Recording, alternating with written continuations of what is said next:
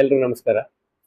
ಬಹಳ ಒಂದು ಪ್ರಮುಖವಾದ ವಿಷಯದ ಬಗ್ಗೆ ನಾನು ಎಲ್ಲ ನಮ್ಮ ಜಿಲ್ಲೆಯ ಆ, ಸಾರ್ವಜನಿಕ ಬಂಧುಗಳಿಗೆ ಗಮನಕ್ಕೆ ತರೋದಕ್ಕೆ ನಾನು ಇಚ್ಛೆ ಪಡ್ತಾ ಇದ್ದೇನೆ. ಪ್ರಧಾನ ಮಂತ್ರಿ ರಾಹತ್ PM ರಾಹತ್ ಅನ್ನೋ ಒಂದು ಹೊಸ ಯೋಜನೆ ಫೆಬ್ರವರಿ 2026ರಿಂದ ಪ್ರಾರಂಭವಾಗಿದ್ದು, ಈಗ ಕೆಲವು ವರ್ಷಗಳ ಹಿಂದೆ ಮುಖ್ಯಮಂತ್ರಿಗಳ ಹರೀಶ್ ಸಾಂತ್ವನ ಯೋಜನೆ ಅಂತ ಹೇಳಿ ಜಾರಿ ಇತ್ತು. ಅದು ರಸ್ತೆ ಅಪಘಾತದಲ್ಲಿ ತೀವ್ರವಾಗಿ ಗಾಯಗೊಂಡವರಿಗೆ 25,000 ರೂಪಾಯಿಗಳ ಚಿಕಿತ್ಸಾ ವೆಚ್ಚವನ್ನು ಭರಿಸೋದಕ್ಕೆ ಈ ಯೋಜನೆಯನ್ನ ಅನುಷ್ಠಾನವನ್ನು ಮಾಡಲಾಗಿದೆ.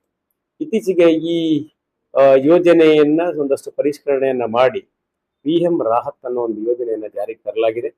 ಈ ಯೋಜನೆಯಲ್ಲಿ ಯಾವುದೇ ವ್ಯಕ್ತಿ ರಸ್ತೆ ಅಪಘಾತದಲ್ಲಿ ತೀವ್ರವಾಗಿ ಗಾಯಗೊಂಡಲ್ಲಿ ಆ ವ್ಯಕ್ತಿಗೆ ಆಸ್ಪತ್ರೆಗಳಿಗೆ ಕರೆದುಕೊಂಡು ಬಂದಲ್ಲಿ ಅವರಿಗೆ 7 ದಿನಗಳ ಉಚಿತವಾಗಿ ಚಿಕಿತ್ಸೆಯನ್ನು ನೀಡುವಂಥದ್ದು ಹಾಗೂ 1.5 ಲಕ್ಷದ ಚಿಕಿತ್ಸಾ ವೆಚ್ಚನ ಭರಿಸೋದಕ್ಕೆ ಇದರಲ್ಲಿ ಅವಕಾಶ ಇದೆ.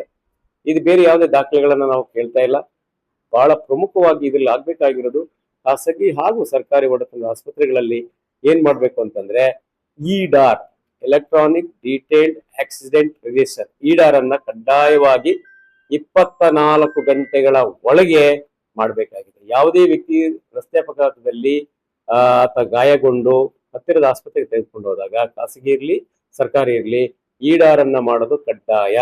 ನಾನು ಮತ್ತೆ ರಿಪೀಟ್ ಮಾಡ್ತೀನಿ, ಇಡಾರ್ ಮಾಡೋದು ಕಡ್ಡಾಯ. ಇಡಾರ್ ಆಗ್ಲಿಲ್ಲ ಅಂದ್ರೆ ಆ ವ್ಯಕ್ತಿ ಅಥವಾ ಆ ರೋಗಿ ನಿಜವಾಗ್ಲೂ ಫಲಾನುಭವಿ ಆಗಿರ್ತಾರೆ, ಈ ಯೋಜನೆಯಿಂದ ವಂಚಿತರಾಗ್ತಾರೆ. ಹಾಗಾಗಿ ಎಲ್ಲ ಖಾಸಗಿ ಆಸ್ಪತ್ರೆಗಳು ಹಾಗೂ ಸರ್ಕಾರಿ ಆಸ್ಪತ್ರೆಗಳು ಇಡಾರ್ ಅನ್ನ ಕಡ್ಡಾಯವಾಗಿ ಮಾಡಿ ಅದು 24 ಗಂಟೆಗಳ ಒಳಗೆ ಮಾಡಬೇಕು.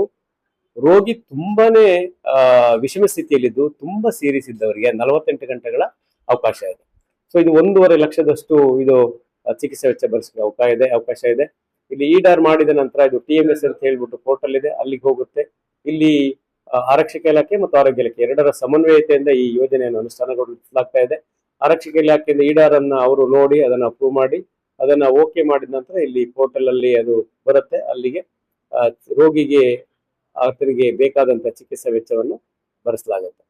ಮುಂದುವರಿದು ಈಗಾಗಲೇ ನಾವು 2-3 ಬಾರಿ ನಾವು ಎಲ್ಲ ಖಾಸಗಿ ಸಂಸ್ಥೆಗಳೊಂದಿಗೆ ಪೊಲೀಸರ ಸಹಯೋಗದೊಂದಿಗೆ ಮಾನ್ಯ ಆಯುಕ್ತರು ಮಂಗಳೂರು ಮಹಾನಗರ ಪೊಲೀಸ್ ಆಯುಕ್ತರ ಕಚೇರಿಯಲ್ಲಿ ಒಂದು ಸಭೆಯನ್ನು ಈಗಾಗಲೇ ಮಾಡಿದ್ವಿ. ಮತ್ತೆ ತರಬೇತಿಯನ್ನು ಮಾಡ್ತೀವಿ. ಸಾರ್ವಜನಿಕ ಹೆಚ್ಚು ಪ್ರಚಾರ ಈ ಯೋಜನೆಯ ಬಗ್ಗೆ ಆಗ್ಬೇಕಾಗಿದೆ. ಹೆಚ್ಚು ಪ್ರಯೋಜನವನ್ನ ನಮ್ಮ ಸಾರ್ವಜನಿಕರು ಪಡೆಯಬೇಕು. ಇದರ ಜೊತೆಗೆ TMS ಪೋರ್ಟಲ್ ಹಾಗೂ ಇಡಾರ್ ಏನ್ ಹೇಳಿದೆ ಇದನ್ನು ಕಡ್ಡಾಯ ಮಾಡಬೇಕಾಗತ್ತೆ. ನಮ್ಮ ಜಿಲ್ಲೆಯಲ್ಲಿ ಇದುವರೆಗೆ ಪ್ರಾರಂಭ ಆದಾಗಿದೆ 45ಕ್ಕೂ ಹೆಚ್ಚು ಫಲಾನುಭವಿಗಳು ಇದರ ಪ್ರಯೋಜನವನ್ನು ಪಡೆದಿದ್ದಾರೆ. ನಮ್ಮ ಜಿಲ್ಲಾ ಎಲ್ಲ ಆಸ್ಪತ್ರೆಗಳು ಕೂಡ ಈಗ ಇತ್ತೀಚೆಗೆ ಪ್ರಾರಂಭ ಮಾಡಿದೆ, ಅಲ್ಲೂ ಕೂಡ ಒಂದು ಪ್ರಕರಣ ಈ ಯೋಜನೆ ವ್ಯಾಪ್ತಿಗೆ ಬಂದಿದೆ. ಹೆಚ್ಚು ಜನರು ಅವೇರ್ನೆಸ್ ಅನ್ನ ತಗೊಂಡು ಯೋಜನೆಯ ಫಲಾನುಭವಿಗಳು ಆಗ್ಲಿ ಸಂಕಷ್ಟ ಸ್ಥಿತಿಯಲ್ಲಿ ಇದು ಸಂಜೀವನಿಯಾಗಿ ಆಗುತ್ತೆ ಅಂತ ಹೇಳಿ ನಾನು ಕೋರ್ತಾ ಎಲ್ಲರಿಗೂ ನಾನು